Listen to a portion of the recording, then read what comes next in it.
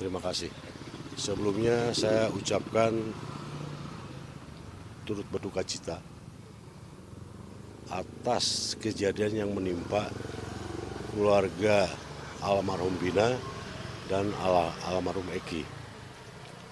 Jadi saya selaku kuasa hukum daripada orang tuanya PS ya, ini sebagai ayah kandungnya, saya akan mencoba mencari bukti-bukti bahwa Peggy Setiawan yang mana yang dimaksud dalam pelaku pembunuhan tersebut. Karena berdasarkan keterangan dari orang tuanya PS, sewaktu kejadian PS itu ada di Bandung. Jadi kejadian tanggal 27 Agustus 2016. Jadi saat itu menurut keterangan daripada orang tuanya 27 Agustus 2016 Peggy, Ibnu, Robi, Parman, Iwan mengantar Bondol naik angkot 27 Agustus 2016 jam 8 malam mengantar Bondol naik angkot. Tujuannya Bondol mau ke terminal lebih panjang untuk pulang ke Cirebon. Jadi jam 8 malam posisi Peggy saat itu masih di Bandung. 27 Agustus 2016. Kejadian jam 11 kurang lebih sekitar jam 11. Saat itu belum ada tol. Apakah mungkin dalam waktu yang secepat itu bisa sampai mendahului daripada Bondol? Itu yang pertama.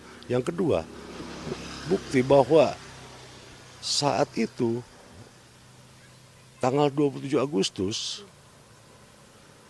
itu setelah gajian, sesuai dengan bukti yang rekap dari yang diperlihatkan oleh klien kami, ini 26 Agustus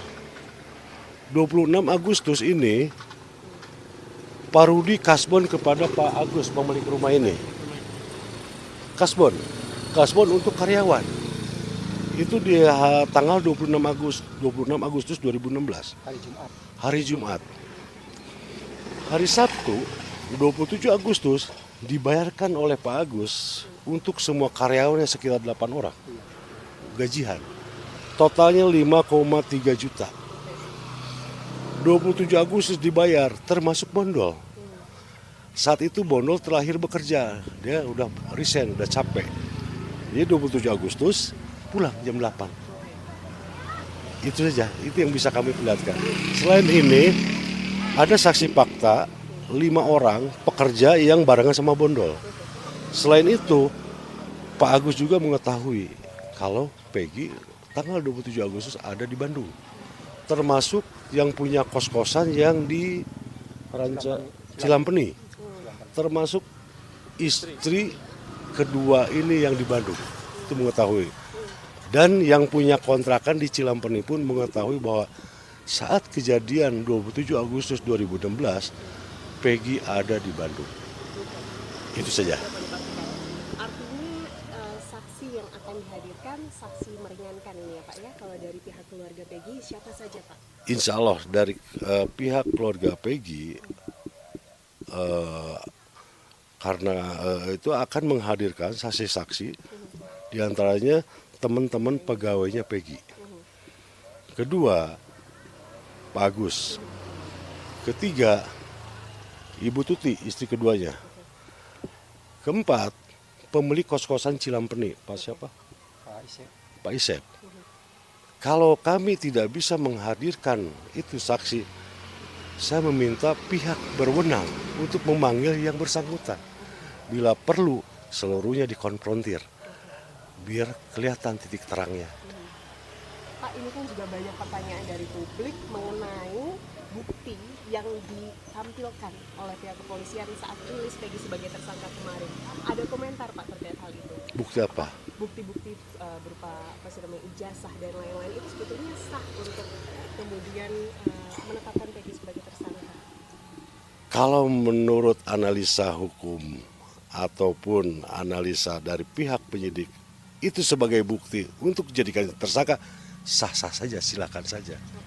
Yang jelas di sini, perubahan nama dari Peggy kepada Robi di dalam KK, di dalam KTP, di dalam akte, tidak ada berubah nama Robi. Sehingga nama Peggy Setiawan berubah Robi. Saat itu, setelah selesai membangun rumah ini, pekerja semua pulang ke Cirebon. Yang tinggal hanya Peggy dan Robi. Itu adik kandung, adik kakak. Ini anak kandungnya Pak Rudi. Kontrak di Cilampeni. Kebetulan yang punya kontrakan itu sudah tua. Namanya siapa? Pak Haji Ayat, almarhum sekarang. Pak Haji Ayat itu dekat dengan Robi. Setelah ngontrak 2 minggu, Robi pulang ke Cirebon. Peggy tinggal di kontrakan masih. Orang tua ini melihat Peggy seolah Robi, akhirnya dipanggil Robi. Namanya orang tua panggil Robi, akhirnya karena sering Robi sehingga dipanggillah Robi. Itulah masalahnya. Ya itu bukan nama gaul, tapi nama orang tua itu.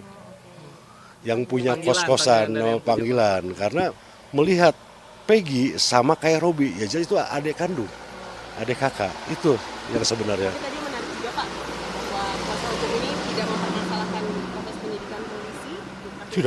Tidak, silakan. Masalah penyidikan, silakan. Itu kewenangan daripada penyidik. Kita hanya mencoba mencari bukti-bukti dan menggali dari klien kami. Justru kita bantu. Nih, tolong silakan analisa sama penyidik.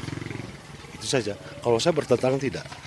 Kewenangan institusi itu. Karena saya cinta sekali sama polisi saya. Ya, itu saja. Harapan mudah-mudahan dengan diklarifikasinya oleh orang tua Peggy melalui saya selaku kuasa hukum, mudah-mudahan segera terbuka, terjawab semua dari kepenasaran publik.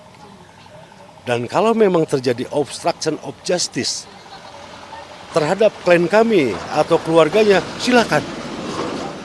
Dan cari juga siapa obstruction of justice itu. Apakah ada oknum? Saya kembalikan kepada yang berwenang. Itu saja.